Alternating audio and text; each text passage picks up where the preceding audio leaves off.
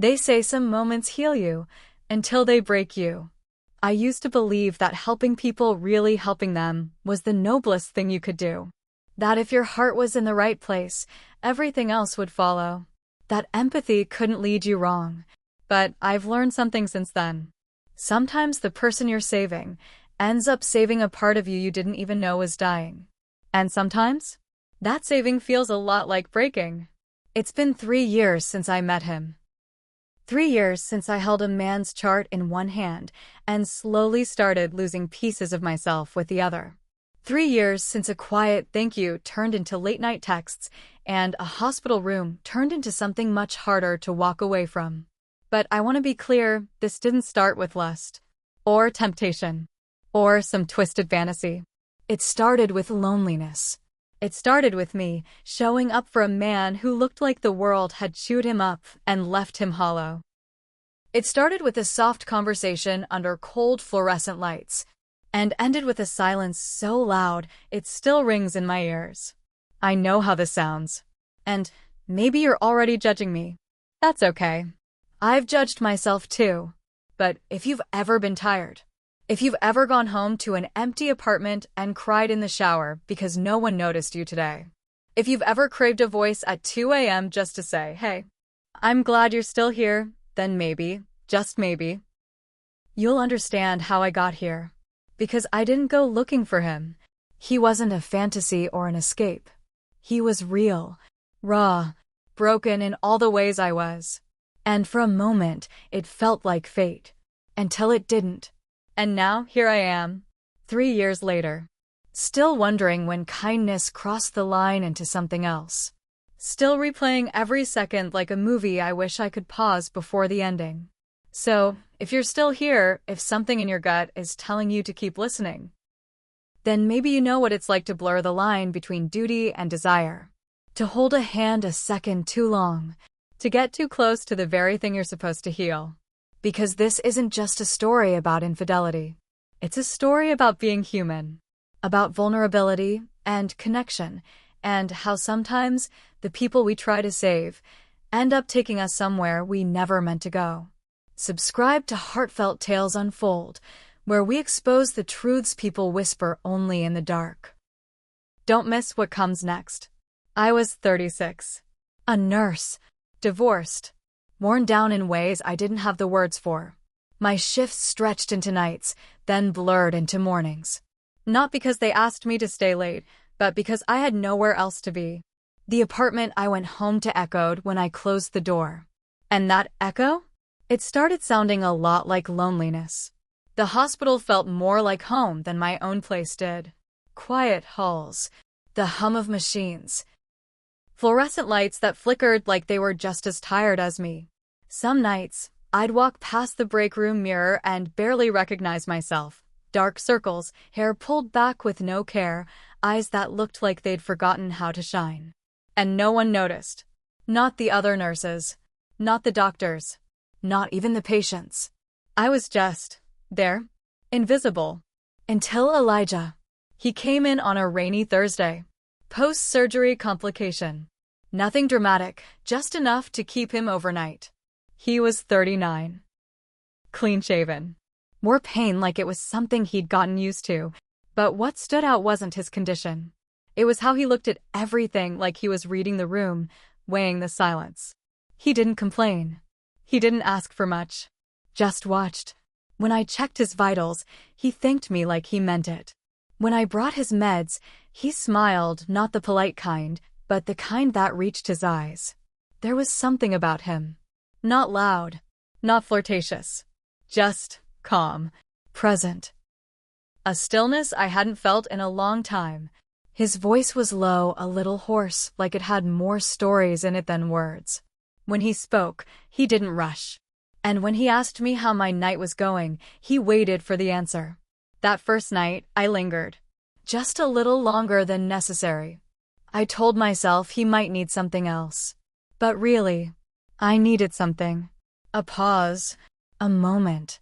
A space where I didn't feel so unseen. My coworkers passed me in the hallway like I was air. My ex-husband had already posted engagement pictures with someone else. And me? I hadn't been really touched in over a year. There's a cold that lives inside you when you go untouched for that long. It's not just physical. It's deeper. Like your body starts to believe it's not worthy of warmth. That night, Elijah asked me what book I was reading. I lied and said something impressive. He nodded and said, "That fits you." And I believed him, even though it wasn't true. I started checking on him more often, bringing water when I knew he still had some, asking if the blankets were warm enough, even though he never complained, staying an extra minute, then 2, then 3. In the back of my mind, something whispered, "This is nothing." But something deeper, something buried under exhaustion and silence, was whispering back, "This is everything." And every time I walked into that cold, sterile room, it felt a little less cold, and I felt a little more alive. It was just after midnight when the monitors in Elijah's room started beeping, soft, steady, nothing dramatic, but enough to pull me out of my routine. His blood pressure had dipped. He looked pale, more than usual. Eyes half closed, lips dry. I called the attending, adjusted the fluids, stayed close. The other nurses moved on. I didn't. I sat with him. Not because I had to, but because I couldn't bring myself to walk away. The room was quiet except for the steady tick of the 4 and the soft buzz of distant hallway chatter. I checked his pulse again, even though it was stabilizing. I told myself I was being thorough, but I just didn't want to leave. His eyes fluttered open. He looked at me, really looked. Then, out of nowhere, he whispered, "She left me during chemo." I froze. He didn't say it with bitterness. He said it like someone saying the weather out loud, calm, resigned, already soaked. I sat back down. I didn't ask who. I didn't need to. He continued, "She said she couldn't do it." That watching me fall apart was worse than staying. I didn't know what to say. So I just said, "I'm sorry." And then he asked me if I'd ever felt abandoned in a moment when I needed someone most. I nodded. And just like that, the air between us shifted. I told him my ex had moved out 6 days after our 7th anniversary. Said he felt numb, that he hadn't felt married in months. I remember laughing when I said it, not because it was funny, but because if I didn't laugh, I'd cry. Elijah didn't ask for details. He just said, "You didn't deserve that." I don't know what happened next, exactly. Maybe it was instinct. Maybe it was reflex. Maybe it was something I'd been holding in for too long. But I reached out and placed my hand over his. Not the way nurses do. Not the way I was trained to. Softer. Slower. And when he didn't pull away, I didn't either. I should have moved. I should have said something, anything, to reset the moment. But instead, we just sat there. 2 strangers. 2 stories. 2 hearts trying to feel something that wasn't pain. Eventually, I stood, cleared my throat, said I'd be back to check in before morning rounds. He thanked me, said my presence made the night feel shorter. I didn't sleep when I got home. I kept replaying the way his fingers twitched under mine, the way his eyes softened when I said nothing at all, the way silence, for once, didn't feel empty. The next day, before my shift ended, I left a note on his tray. Just 1 line. "Hope you rest better tonight." He folded it, tucked it under his pillow, said nothing, but the way he looked at me said more than I was ready to hear. Looking back, I told myself I was offering comfort, but the truth is, I was craving it. I told myself it was just kindness. That what happened that night, the hand-holding, the silence, the note, it was part of the job. Nurses carry pain for people. We make the unbearable a little easier. That's what I was doing. At least, that's what I told myself. But then the shifts started to feel different. I started to feel different. I'd wake up early just to choose which scrub top looked softer, more fitted. I started wearing lip balm again. The tinted one I hadn't touched since the divorce. The one I used to wear when I wanted to feel seen. I was anticipating work in a way I hadn't in years. Not for the patients. Not for the routine. But for him, Elijah's room became a stop I looked forward to. The check-ins got longer. I started asking about his sleep, then his thoughts, then his memories. He answered in fragments, quiet, heavy things that made the air between us dense. I listened harder than I needed to. I smiled more than I should have. And when I wasn't with him, I was thinking about him. I'd lie in bed after a long shift, staring at the ceiling, wondering what he was doing. Wondering if he had the note under his pillow still. Wondering if he was thinking about me, too. Then I'd reach for my phone and scroll. Scroll past pictures of my ex-husband and his new fiancée in Greece. Smiling, tanned, arms around each other like nothing had ever broken. I'd stare at their photos longer than I should. Not out of jealousy, but out of disbelief. How did he move on so easily while I still felt like pieces of me were scattered across hospital beds and quiet rooms? Then I'd turn off the phone, turn onto my side, and wonder if it was possible to miss something I never really had. By the third day, I stopped pretending. I knew it was personal, not professional, not anymore. Because the way my heart jumped when I saw Elijah's name on the chart, that wasn't empathy. The way I paused outside his door, smoothed my hair, and counted to 3 before entering, that wasn't protocol. That was something else. Something I didn't want to name. I told myself it was harmless. He was a patient. This was temporary. Boundaries weren't being crossed, they were just being leaned on. But the line between right and wrong, it was starting to blur. And I didn't know if I was walking it or erasing it. That night, during my last round, I stepped into his room. He was sitting up, reading something. He looked at me and smiled, not with politeness, with warmth. Then, soft and steady, he said, "You look beautiful tonight." And just like that, my breath caught, my heart paused, and everything I'd been denying stopped hiding. He was discharged on a Tuesday afternoon. I didn't get to walk him out. I was caught up in another patient's chart. But when I returned to his room, it was empty. The bed was stripped, the monitor off. The air still carried his scent, clean soap, and something faintly woodsy. And on the tray table, a small folded card. No envelope. Just my name on the front, written in handwriting I already recognized. Inside, a simple note. "Thank you for making the hardest week of my life feel a little less lonely." And below that, a number. No name. Just 7 digits and a city code. Like an invitation wrapped in silence. I stared at it for a long time. My fingers trembled as I folded it shut. Then, without thinking, I walked to the nearest trash bin and dropped it in. But I didn't walk away. I stood there, still, heart racing, stomach turning. My hand hovered over the edge of the bin, and then I reached in and took it back out. I didn't look at it again that night.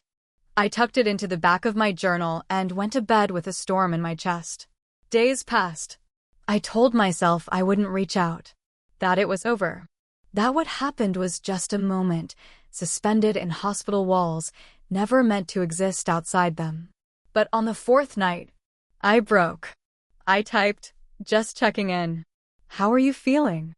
Simple, neutral, professional even. He replied within minutes. Better, but emptier. I stared at the screen, then typed, "It's strange not seeing you here." He said, "You got used to me?" I replied, "More than I should have." And, just like that, it began. The messages turned into longer paragraphs. The paragraphs became evening check-ins. Then came the phone calls.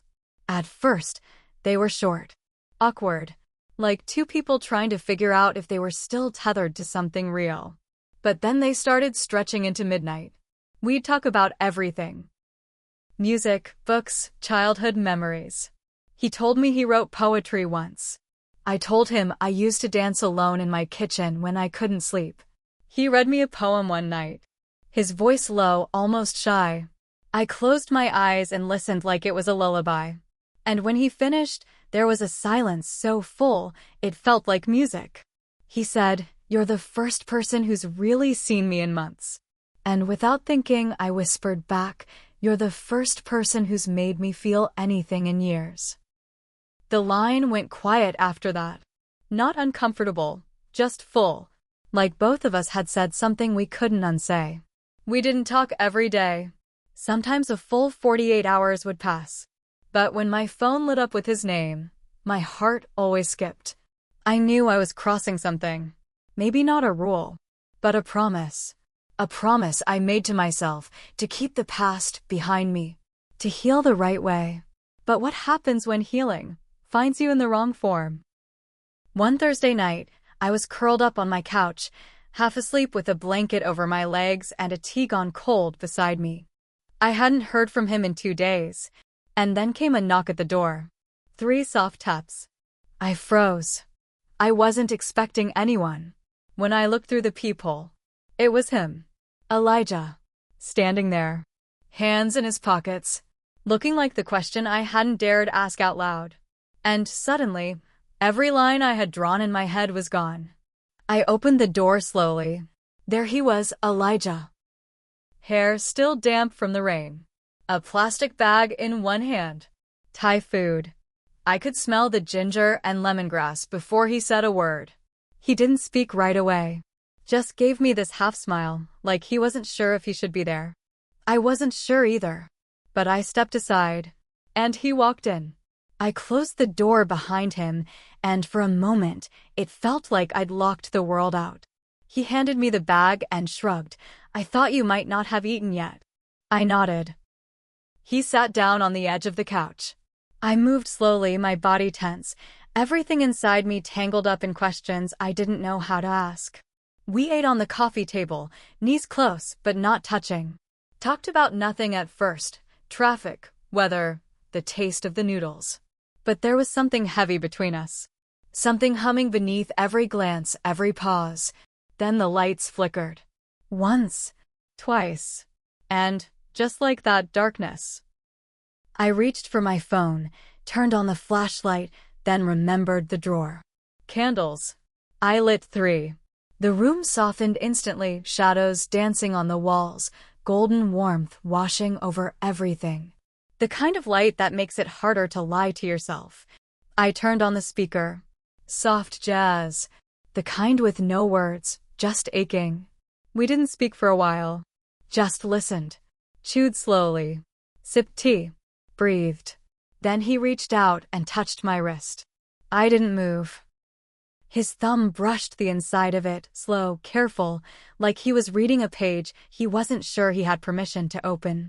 Then his hand moved to my face. Fingertips to cheek. Palm to jaw. Eyes searching mine like a question he didn't dare say out loud. I should have pulled back. Instead, I leaned in. His lips met mine, soft at first, unsure, like both of us were waiting for the other to regret it. I didn't. He didn't. And something broke open inside me. Years of being untouched, unnoticed, unseen. And now this. This man. This moment. I led him to the couch. I don't remember how the food was pushed aside, or how my body knew where to go. I just remember the feeling. Skin on skin. Breath on breath. Every inch of space between us disappearing. His hands moved like he was afraid I'd vanish. Mine shook. Not from fear. From finally feeling alive. And somewhere in the middle of it all, this voice inside me whispered, I was drowning in silence for so long. Was this oxygen, or was it fire? I didn't know. I didn't care. I just needed to feel something that didn't ache. And he gave it to me. When it was over, I lay there, head on his chest, blanket over both of us, his arm wrapped tight around me like a promise no one said out loud. I didn't speak. But tears slid down my cheeks, quiet, careful tears that didn't ask for attention. He didn't say a word. Just pulled me closer. And in that stillness, in that broken, beautiful stillness, I realized I wasn't sure whether I had just found something or lost something I'd never get back. I didn't answer his texts the next day, or the one after that. I needed space. To breathe. To think. To figure out what I had just done, and what it meant. But guilt doesn't give you room to think. It climbs into your chest and takes up all the air. At work, I was off rhythm. I forgot vitals, misfiled labs, spilled coffee on a chart. Every time someone said my name, I jumped. Every time a phone vibrated, I froze. The nurse's station buzzed louder than usual. Not with voices, but with eyes. And then I heard it, two techs whispering near the supply closet. Wasn't she Elijah's nurse? I didn't wait to hear the rest. Didn't have to. It was already in my blood now, shame. Hot, heavy, loud. I walked into the break room and sat in the corner, shaking. Pulled out my phone, opened Elijah's profile. He'd posted a photo that morning, just a blurry shot of trees and sunlight, captioned, "Some days feel lighter." But it was the comments that stopped me cold. One in particular. A woman. "Glad you're healing. See you soon, love." I stared at it. Read it once. Then again. Then again. I tried to tell myself it was a friend. A sister. Someone from a support group. But my gut knew. Before my brain caught up, my heart already knew.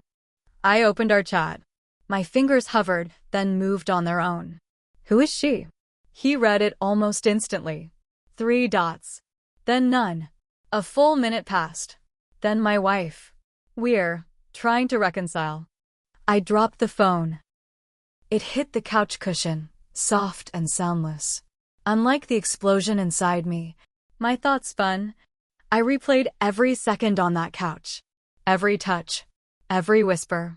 Every lie by omission. He never said he was single. He never said he wasn't. And I never asked. I didn't want the truth then. But now it burned. I wasn't the light in his darkness. I was just the moment between his storms. I sat in silence for hours. No music. No TV. Just the hum of the fridge and the sound of my own heart breaking in slow, sharp pieces. I kept asking myself the same question over and over. Was I just a distraction? A mistake wrapped in kindness? Or was I the one who used him? Because it's easy to call it a moment. Easy to label it a lapse. But it wasn't just that. It was something deeper. Something harder to explain. Something born from two people too bruised to know where healing ended and hunger began. I opened my drawer and pulled out the small slip of paper. The note I had written without thinking. Hope you rest better tonight. It looked so harmless. So innocent. Just a nurse offering comfort. But holding it now, it felt different. That wasn't a note. It was an open door. One I had walked through with my eyes half closed and my heart wide open. My voice shook when I whispered the question I had buried for days. What if I was never healing him, just feeding my emptiness? I looked around my apartment. Same walls. Same photos. Same bed I'd slept in alone since the divorce. Only now, it felt even emptier. Because for a moment, it hadn't been. And that was the hardest part. I picked up my phone and scrolled through old shifts on my calendar. Names, rotations, charts. I hovered over the resign email template more than once. What was I doing? Had I betrayed my profession? My vows? Myself? I thought about how easy it was to blur the line. How quickly care became craving. How deeply I'd convinced myself that loneliness justified the crossing. And then I made a quiet vow to myself, one I whispered more than once, like a prayer I wasn't sure anyone was listening to. I will never mistake attention for affection again. Because what I wanted wasn't love. It was to matter. To be seen. And in chasing that feeling, I lost something I may never get back. Have you ever helped someone only to realize you were the one bleeding on the inside? Have you ever given your time, your warmth, your softness, only to walk away emptier than before? Have you ever touched a hand thinking you were offering strength when all you really wanted was to be held? Because I don't know anymore if what I did was wrong. Or if it was just human. Raw. Messy. Desperate. Real. I didn't mean to cross a line. I meant to survive. But survival doesn't always look noble, does it? Sometimes it looks like longing. Sometimes it looks like need dressed up as compassion. Sometimes it looks like this. So now I ask you, was I wrong? Or was I just trying to feel again, in a world that forgot I could? Tell me your truths in the comments. Your heartbreaks. Your regrets. Your silences. I read every single one. No judgment. Just honesty. If this story echoed something buried deep in you, subscribe to Heartfelt Tales Unfold, where silence turns into stories too heavy to carry alone. Tap the bell. The next one might echo something you've never dared say aloud. Some betrayals don't wear sharp edges. They don't scream. They don't shatter glass or tear fabric. They come quietly, wrapped in warmth, in long conversations and soft goodnights, in hands that linger and eyes that hold you just a second too long. They come disguised as help, as healing, as the thing you thought you'd never feel again. But not every hand should be held, and not every ache should be answered. Because some connections? They're only sacred when left incomplete. I don't hate him, and I don't hate myself, but I do understand now some moments aren't meant to become stories. They're meant to stay unfinished. A lesson, a scar, a breath you hold but never exhale. And maybe that's okay. Be careful who you try to save, because sometimes in the process, you lose pieces of yourself you didn't even know were still healing.